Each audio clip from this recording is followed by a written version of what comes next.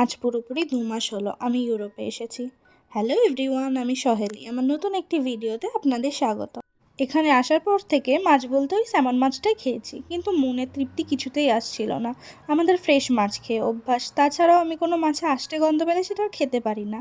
তাই এখানে আসার পর আমি ফেসবুক আর অন্যান্য সোশ্যাল মিডিয়া প্ল্যাটফর্মে বাংলাদেশি মার্কেট খুঁজছিলাম, যেখানে পিওর বাঙালি মাছ বা শাকসবজি পাওয়া যায়। এমনই স্ক্রোল করতে করতে একদিন বিডি সুপার মার্কেটের কথা জানতে পারলাম, যেখানে বাঙালি সব রকমের জিনিস পাওয়া যায়। গত শনিবার সেখান থেকেই আমরা কিছু বোয়াল মাছ এনেছিলাম। আজ সন্ধেবেলা সেটা দিয়ে কিছুটা ঝাল রান্না করব ভেবেছিলাম। প্রথমে বোয়াল মাছটা আমি ভেজে নিয়েছিলাম, আর কিছুটা আলু দেবো বলে আলুটাকেও ভেজে নিয়েছি।